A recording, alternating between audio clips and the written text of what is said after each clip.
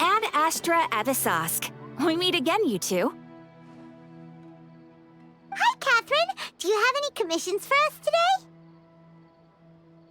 Commissions, huh? Let me think. Oh, how about this? Please attend the Academia's Academic Symposium this afternoon and recite a love poem on stage. Wait, say what now? And if possible, please also use your camera to capture the reaction of the audience upon finishing the poem. Huh? What kind of commission is that?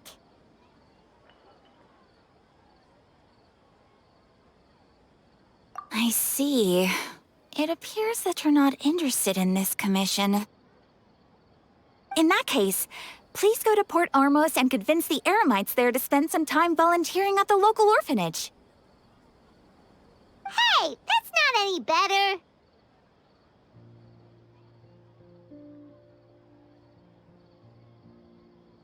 I'm sure the mercenaries will have some interesting reactions as well.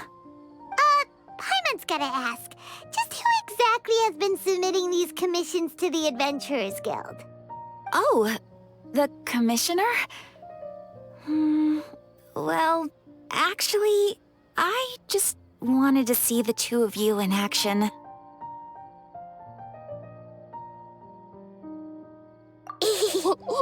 Was it so obvious? I was hoping you would actually take one of those commissions. That kind of chance to observe humans doesn't come by often. Ah, so it's Nahida. Paimon just knew Catherine wouldn't crack those kinds of jokes. When did you get into her head? From when she said, Ad Astra Abyssosque. So it's been you this whole time? Are you done resting up, Nahida? Yes. I've been sleeping ever since we parted ways, and I even had a really, really long dream.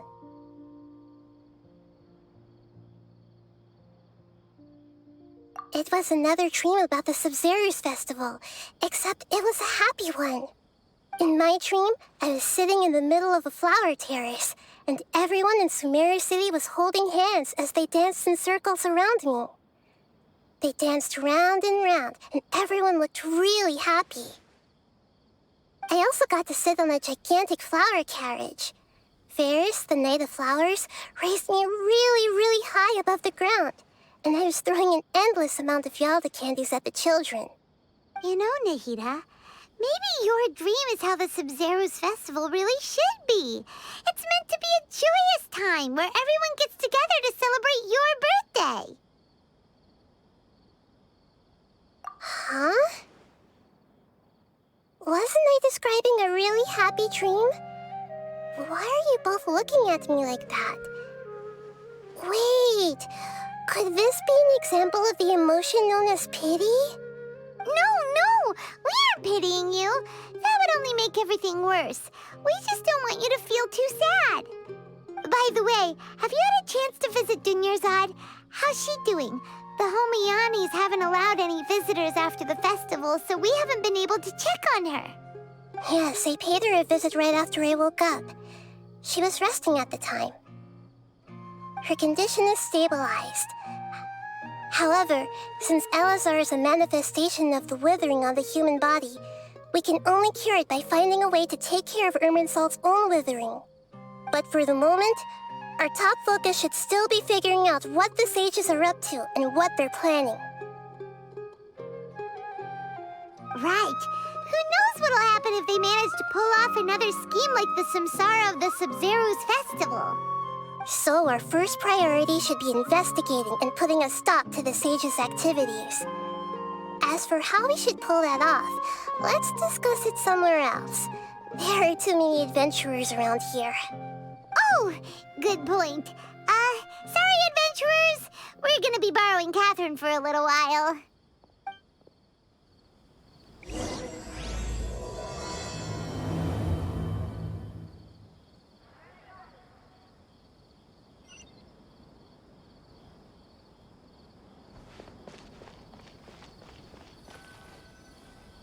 Let's continue our chat here. Okay, so do you have any ideas on how we can investigate the sages, Nahida? Actually, I've already done a little bit of work on that. But for now, I want to hear your thoughts.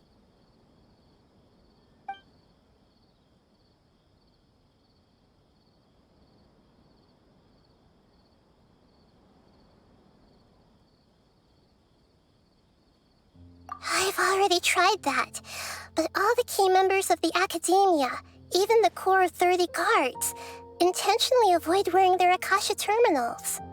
It seems that from the very beginning, they've been guarding against info leaks from the Akasha. Of course, it could also be because they're wary of me. Have you already caught the sage's attention? I'm guessing not yet, but distrusting me would make perfect sense if they've ever paid attention to the urban legends about me. In any case, I probably can't take over their minds directly.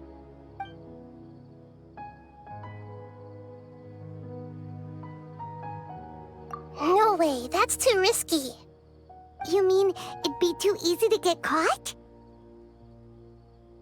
No, it's not that. We shouldn't involve innocent students in this. A single mistake could completely ruin their lives. Doing that would be ignoring the safety of my people for my own selfish goals. How is that any different from what the sages are doing? That's a good point. Spoken like the god of Sumeru.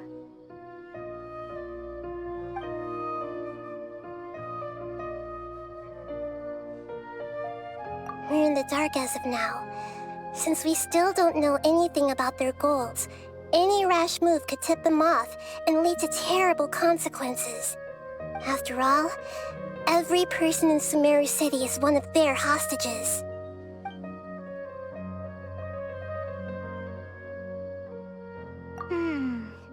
Are we really out of ideas? Nahida, you're super smart, so you already have something in mind, right? Don't keep us in suspense. Spill the beans already. According to a popular theory from the Vahumana Darshan of the Academia, rejecting impractical motions at the beginning of a planning session will give more weight to the actual proposal. Okay, but aren't you the god of wisdom? You don't have to use that kind of gimmick to make us take your ideas seriously. Well, I've been thinking that if I can't directly possess the leaders, and if I can't get ordinary people involved, then I should find someone who's already involved, but hasn't decided to side with the sages. You're saying we should recruit a spy? That does sound like it could work. Oh, before coming back, we met someone named Alhaitham. He seems like he acts alone, and he likes doing stuff behind the Academia's back. They probably aren't in cahoots. Actually, I already have someone in mind. Do you still remember that female scholar named Setaria? Setaria. Paimon remembers now. Isn't she the one who's always trailing behind the Grand Sage of the Academia? We ran into her basically every time the Sub-Zero's festival repeated itself. You could even say we're old enemies by now. Paimon still remembers the smug and mean way she always spoke to Nilu. I've always liked observing all kinds of people, and Setaria has always stood out from the crowd. She was born in the desert and was hailed as their greatest genius. Her academic gifts allowed her special admission into the Academia, and also gave her the opportunity to serve as the sage's assistant. Oh, Paimon didn't know she was from the desert. She must be pretty special then. Paimon feels like most of the desert dwellers around the city are working as mercenaries. The name Setaria means star. When she lived in the desert, she shone like the brightest star in the night sky. Later on, she was chosen by the sun. The star was given a place in the daytime sky to complement the sun's dazzling light. Soon after, the star witnessed the sun scorching the earth, which brought forth many disasters. The star began to waver. Instead of staying beside such a sun, wouldn't it be better to return and light up part of the night sky? But in the end, she couldn't give up the radiance of daytime. To cope with her shame, the star buried her guilt and closed her eyes. From the sound of it, Sataria's just hung up on the research opportunities here. But she doesn't really support the academia. She still feels guilty about not doing more for the desert, right? She's just running away from her problems. Indeed. When they are presented with complex moral issues, many people will simply plug their ears and go with the flow until the problem can't be fixed anymore. She's suppressing a lot of guilt, but before she realized it, she had already become the sage's accomplice. She can't deny her part in their schemes anymore. Right. We must somehow make her face her problems again. That way, not only can we get useful intel from her, but she can also use it as an opportunity to redeem herself. From my past observations, Sataria will take a day off from the academia every 10 days to do some shopping in the city. Tomorrow afternoon just happens to be a shopping day for her. That'll be our chance. To prepare, let's go check out some of her favorite spots and have a quick chat with a few of the vendors there.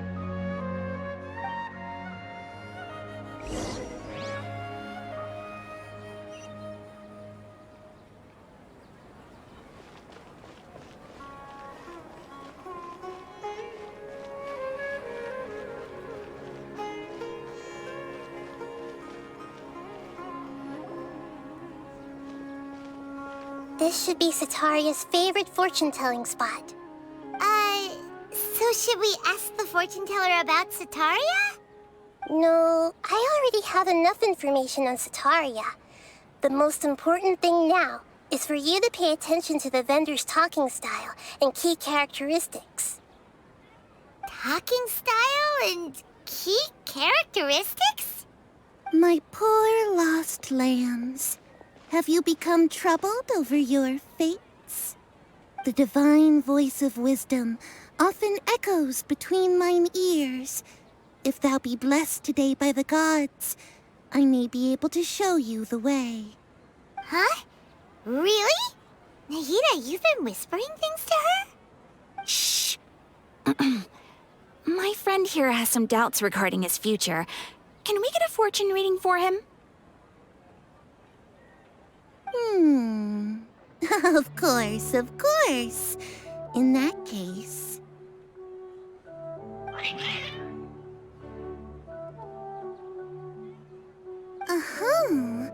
It would seem that Harut and Marut are quite wary of you. Perhaps, at some time in the past, you have somehow offended the gods. Only mocking the god of Animo, questioning the lord of Geo's financial savviness, and brawling with the god of Electro. Do those count? Oh, nothing. Go on, pick an aspect for her to divine.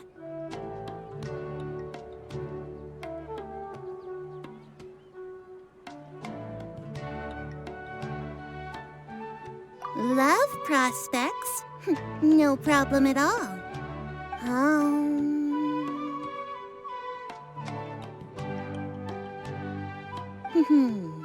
The gods have spoken. The truth shall be revealed. One who is fated to cross your path will appear on... Huh? So many people will fall for you. How could that be? Harut, Marut, did you two spoil my divination? I've never read a fortune so absurd.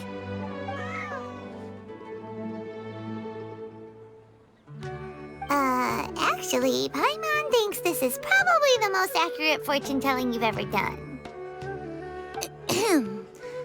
I admit that the orientation of today's celestial matrix is suboptimal.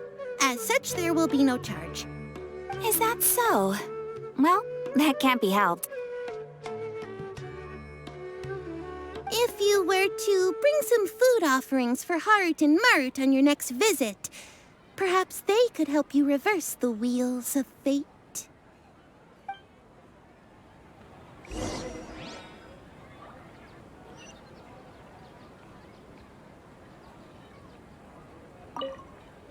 I've never seen Harut and Marut be so wary of anyone.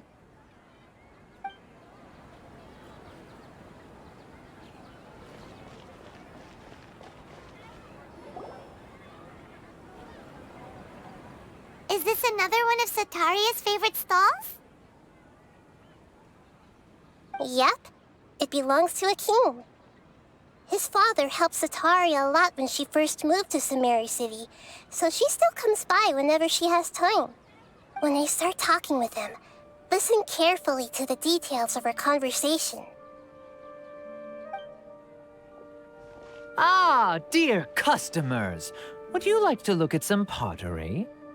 We caught wind of your great craftsmanship, so we specifically came to take a look.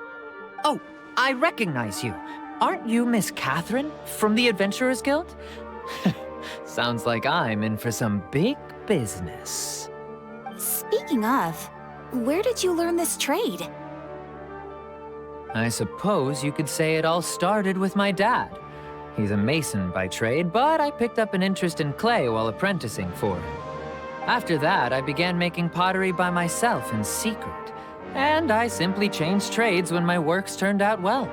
Although it's a pity that I'm no longer making much use of the knowledge provided to me by the Akasha. That's nice. You're making a living doing something you love. So is your father still working as a mason? Oh no, not anymore. A few years back, he fell from a roof and broke his leg. Since he had already saved enough Mora over all these years, he's just enjoying the retired life in Port Ormos nowadays. I see. We wish him peace and happiness in his retirement.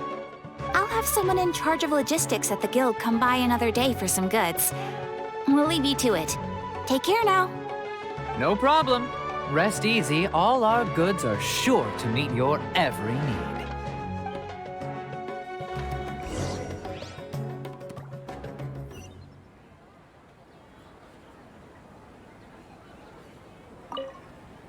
That was my first time talking with Miss Catherine.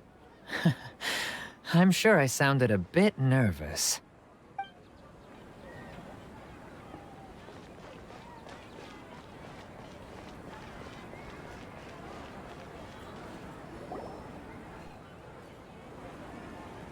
This should be our final stop.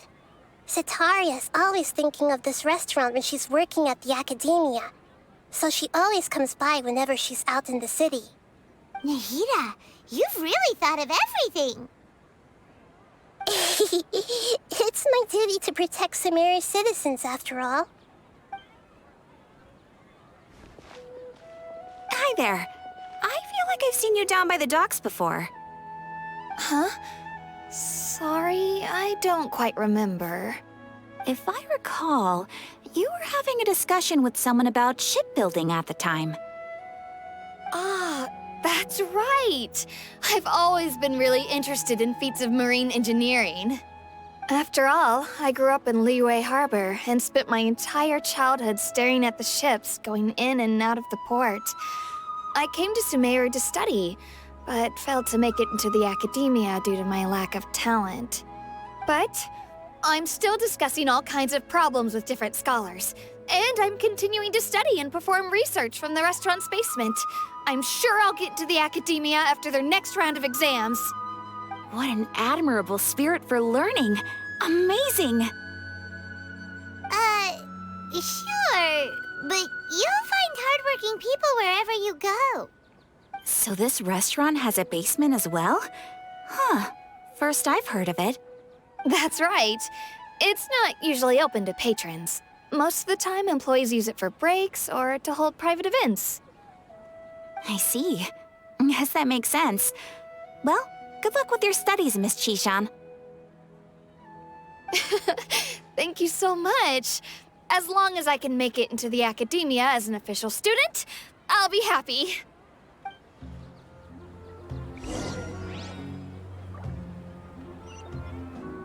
There are so many local specialties in Cinderella. I want to find more. I must have met her somewhere. Why can't I remember?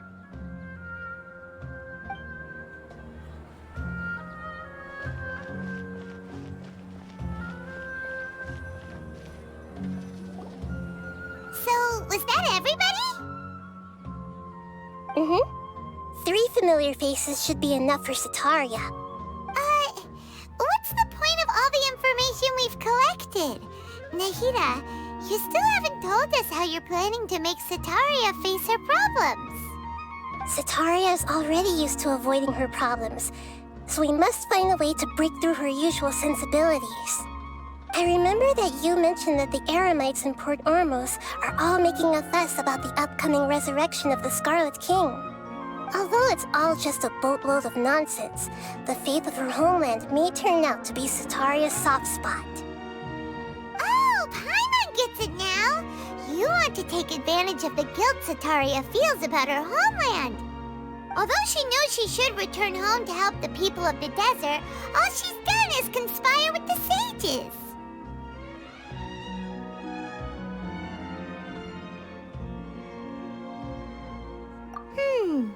So how do we set that up? Well, the Scarlet King is long gone, and Sataria is also too smart to fall for any simple tricks. If we simply engaged her under the guise of the Scarlet King's believers, she would definitely be wary of us, and we may not get anywhere. But if we were to borrow some of her close acquaintances to talk with her, her reaction would probably be very different. So you mean you're going to possess those people we just talked to? Yep. Possess them through the Akasha. Imply that they've already converted to the faith of the Scarlet King, and then convey our made-up will of the Scarlet King. As long as everything goes smoothly, we'll get through to Sataria for sure. She'll never guess that we had anything to do with it. So that's how you're going to use all the info we collected on these people. It's so that you won't slip up and break form. Possessing them will only work if you can manage to pass off as them. Exactly. So, best of luck with impersonating them. Huh? Best of luck? But we don't know how to possess anyone. That's no problem at all.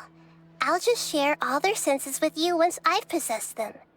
As long as you're also wearing an Akasha terminal, the effect will basically be as if you've possessed them yourself. Huh. That is pretty convenient. But why does he have to do this? Can't you do it yourself? Although I've been observing humans for a while, I've never been good at imitating them. You're not wrong. It's always been painfully obvious whenever you try to pass as Catherine. If it was at all possible, I would have preferred to leave these people alone. But seeing how things are now, I probably should just accept it and push on. Yeah, don't beat yourself up over it. We're only doing this to help everyone, and we'll only be borrowing them for a little while anyway. Alright, then let's give it a go tomorrow afternoon.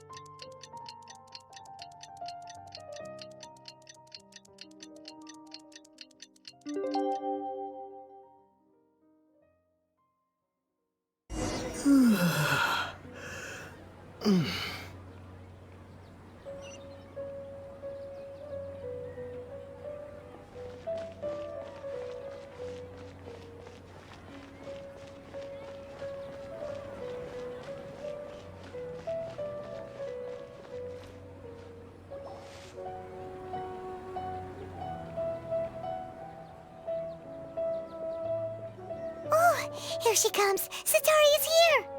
Let's quietly follow her. Once she starts talking to her acquaintances, we'll find a safe spot to begin possessing them. As for how we'll sway her to our side, I'll leave that to you. I trust you'll know what to say. Paimon's starting to feel kinda nervous. Okay, let's go. Looks like they've already started talking. Let's find a hiding spot and get started.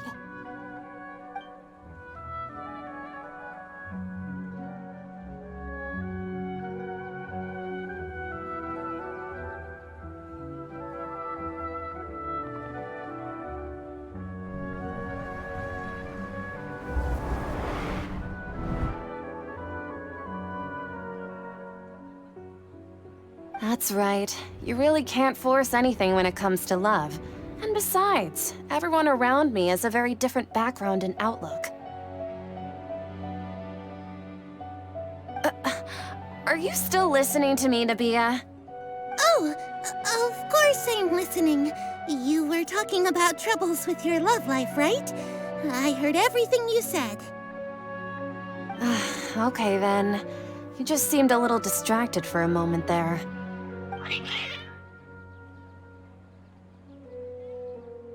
Strange. Your cats seem pretty worked up. Is something wrong?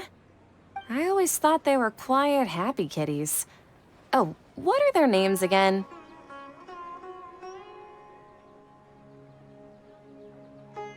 Ah, that's right. They are just little darlings, aren't they? Harut and Marut. So, which fortune do you want me to read for you today? You must have come for another echo of the divine voice of wisdom. I'd like to get another reading on my love prospects, but to be perfectly honest with you, I feel like I've been a real mess recently. A mess? Well, could you do a reading on how long it'll take me to finish my current project at work? I really just want to get it over with. I hear you. No problem at all. The gods will reveal the truth.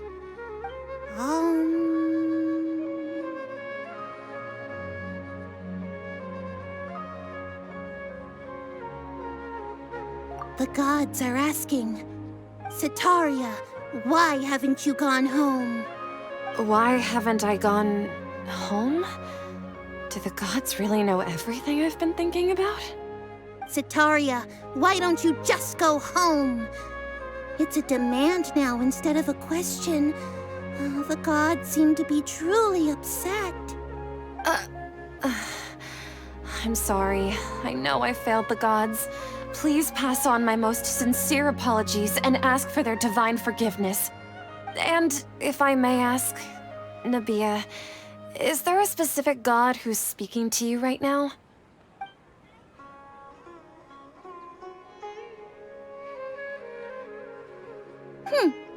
What an inconsiderate and naive question. The god who is speaking to me is, of course, the wisest and mightiest of all, the Scarlet King. The Scarlet King? No wonder he would make such a demand of me. Oh, wait a second. The Scarlet King passed away a long time ago. Even though news of the Scarlet King's resurrection has been spreading like wildfire, it's all just a misinformation campaign from the academia. How can the Scarlet King still exist in real life? What insolence! I am the Scarlet King's most loyal believer. Do you wish to refute his voice of wisdom? Oh, no. As a child of the desert, I am only reveling in his power upon learning that his divine glory has touched even this city. I will think very carefully about his demand of me. I'm sorry. I must go now. Wait!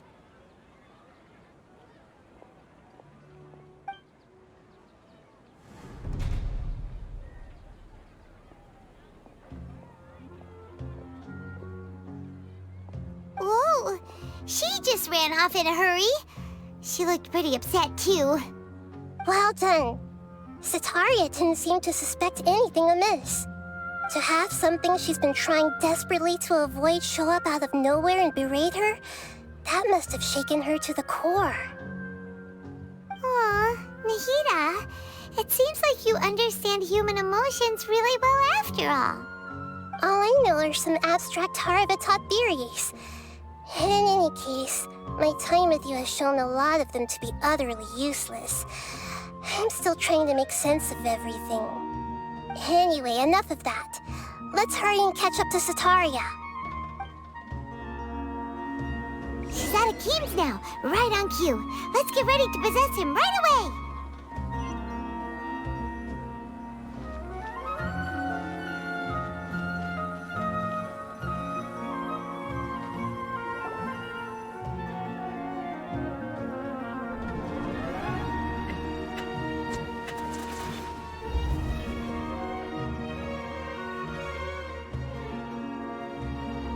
It's okay.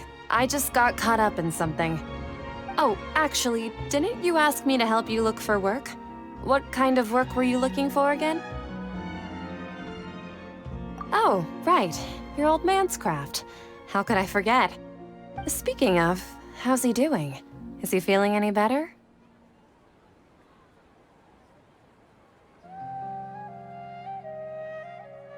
Oh, that's good to hear. I've been thinking a lot about him. If I could get some more time off, I'd love to pay him a visit. Actually, while we're talking about him, is he still living in Port Ormos? Yeah, he's been retired there for a while. If you could find the time, please write him a letter. Please pass on that recently, faith in the Scarlet King has taken root in Port Ormos and has begun to spread across Sumeru. He has a quick temper and has always been a devout follower of the Dendro Archon. I don't want him to get into a fight with those Scarlet King believers because of a difference in beliefs. Oh? So who are you siding with in all of this? The Academia or the Scarlet King? I'm so jealous of you. You were born a child of the desert. Yet you chose to betray the Scarlet King, and now you spend all your time with those crooks from the Academia. Akeem, you don't mean you've also become a believer of the Scarlet King? What's so strange about becoming a believer of the wise Scarlet King? In fact, aren't you the strange one? The one who still can't pick a side? Can't pick a side? Me? Whoa! Paimon had no idea you'd be so good at this!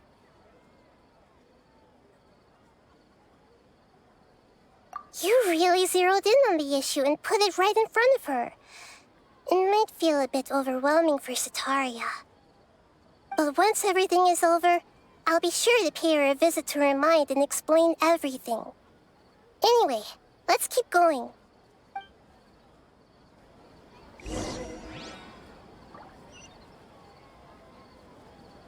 Come on! Sataria's already started talking what she...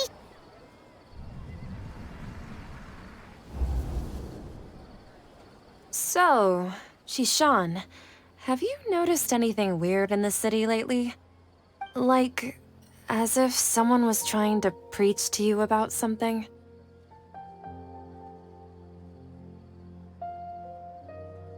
Oh, right. Speaking of strange things, I celebrated the Sub-Zerus festival so many times that I lost count. That was really weird. Wait, how could you be aware of that? That should be impossible. Nothing in the report indicated anything like that. Are you still failing to realize that the Academia's lowly tricks could never deceive all of Sumeru's citizens? Shishan, don't tell me that you've converted to the Scarlet King as well! What an absurd question. You make it sound like I should be ashamed for becoming a believer of the Scarlet King. In reality, shouldn't you be the one who is ashamed? You, who works side by side with the Academia and treated people as nothing more than experimental subjects? Please, please stop! Even now, Sataria's still trying to run from her problems. She can no longer justify everything to herself. Hey, she's trying to talk to the guards! What should we do? This is the most important part of all. Quick, get ready. Mercenary, you're a member of the Corps of 30, correct? Please help me pass a message to the Matra right away. The situation in the city is getting out of control. Please, try to remain calm, miss. Tell me what's happening in the city. Heretics are infiltrating the city, and they've already converted many residents to their side. Heretics? What kind of heresy are you talking about? The Scarlet King! Many people I know have suddenly started believing in him, but he's long dead. It's impossible. Miss Sataria, nothing is impossible. You know my name? The Scarlet King is immortal, and all who defy him will one day pay the price. You must face the truth, Sataria. You tread a treacherous path, and the longer you ignore it, the tighter the Academia's grasp on you will become, and the deeper you will be ensnared. Child of the Scarlet King, never forget that the desert that belongs to you lies elsewhere. What's so strange about becoming a believer of the wise Scarlet King? In fact, aren't you the strange one? The one who still can't pick a side? What an absurd question. You make it sound like I should be ashamed for becoming a believer of the Scarlet King. Sataria, why haven't you gone home?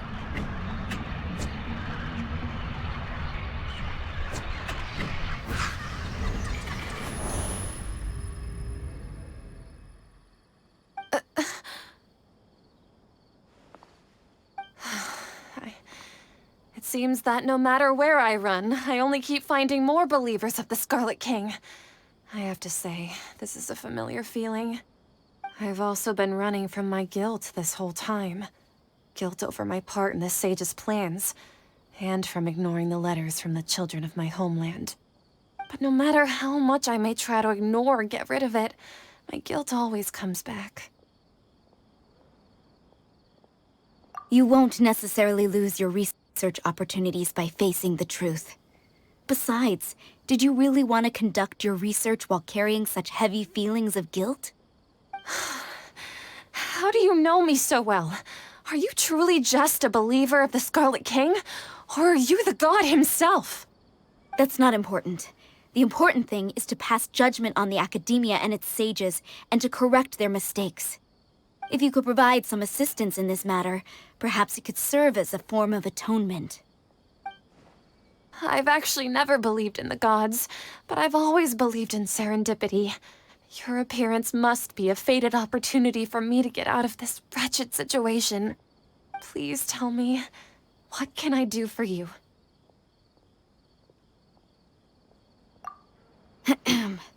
How much do you know about the Sage's current activities?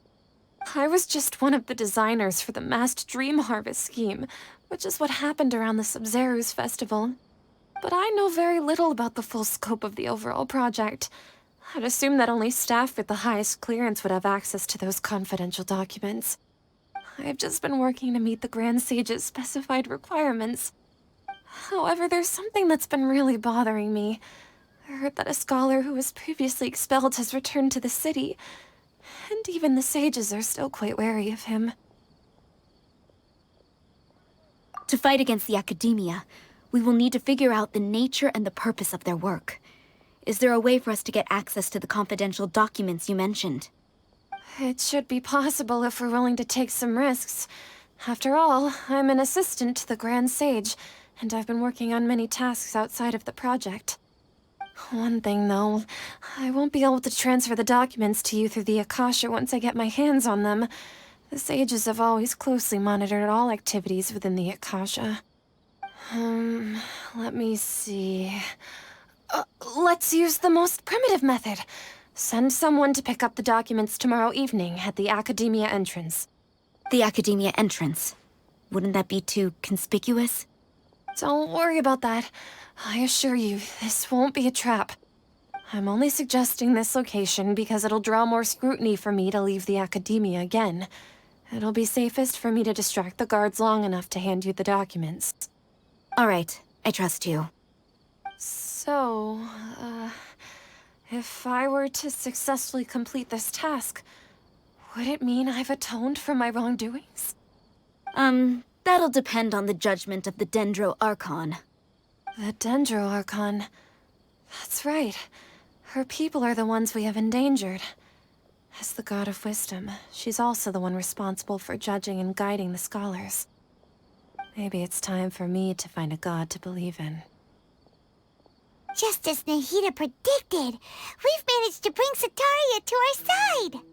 The Traveler's execution was ingenious. He's the one who deserves all the praise. Well, now that we've made plans to meet again tomorrow evening, all we can do is pray for Sataria's mission to go off without a hitch. Pray? But if we're going to pray to the gods, aren't we just praying to you? God of Wisdom and Guardian of the Scholars? No. The truth is the true Guardian of Scholars. I've always believed that. Anyway, let's meet again tomorrow evening at the Adventurers Guild.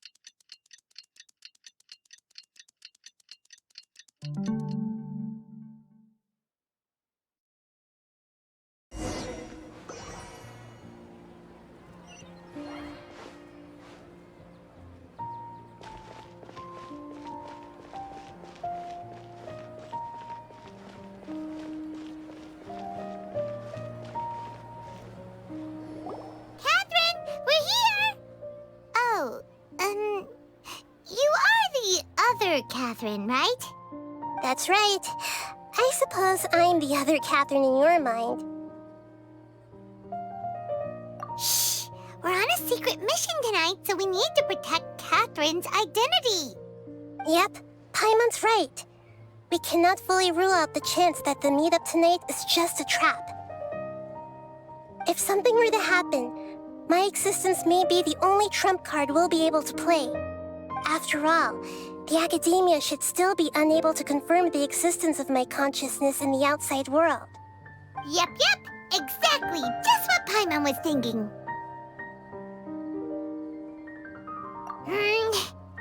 Anyway, enough about that. Let's just make sure to be on our guard. Off? What do you feel is off? It's the middle of the night. Of course it's quiet. You're not getting paranoid, are you? No, I think he's right. It really is a lot quieter than usual. If you look around, there seems to be fewer people on the streets. I'm not sure if this is the case for the entire city, though. Huh. Maybe it's just a coincidence. Maybe Sataria figured out a way to not only distract the guards, but also to get everyone to go to sleep early, just so we can exchange the documents in peace. I also can't quite figure out why things feel a little off. But now that we're here, let's go ahead and meet her as we planned.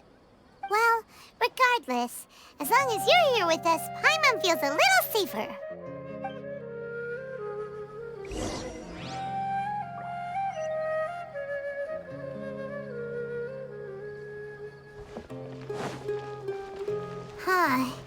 There really aren't many people out right now.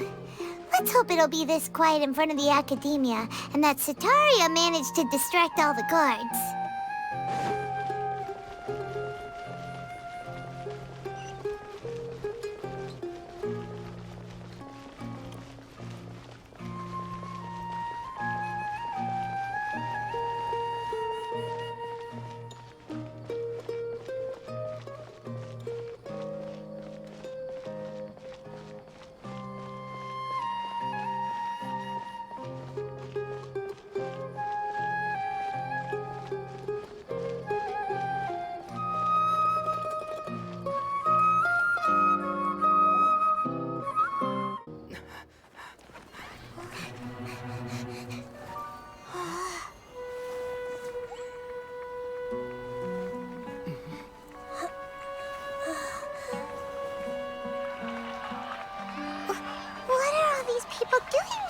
this hour of the night. Ah, the triumphant hero returns at last. And to a rather spectacular welcome, even if I do say so myself. You're the outcast, expelled from the academia. Indeed I am. Although these days they tend to call me the Doctor.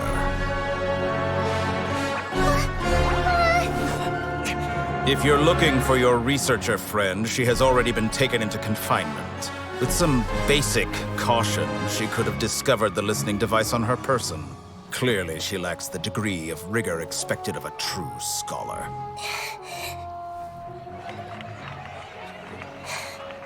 The people of Sumeru City. What have you done to them? I simply made some minor adjustments to their Akasha terminals. Now they can deposit information directly into the subconscious. As you can see, all these lovely people now believe this traveler is a hero who has just saved the world. My experiment is a success. And now it seems they can no longer hold back their sheer adoration. Oh no, what should we do? These are all just regular people. Leave now. You need to get out of here. But that guy's a Fatui Harbinger. We can't just leave you here. Nor can I abandon the people of Sumeru.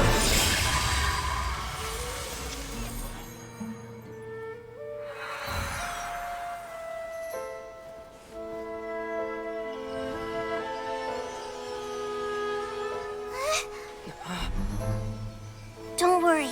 We'll meet again outside of the city.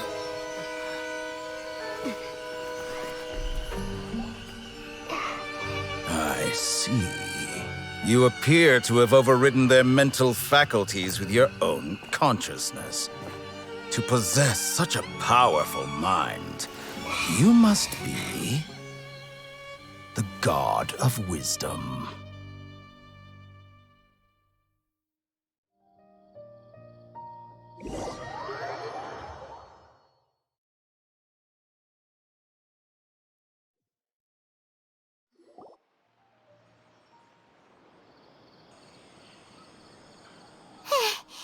This should be far enough. Whew. Paimon needs to catch her breath first. Is Nahida going to be okay? We only made it out because of her.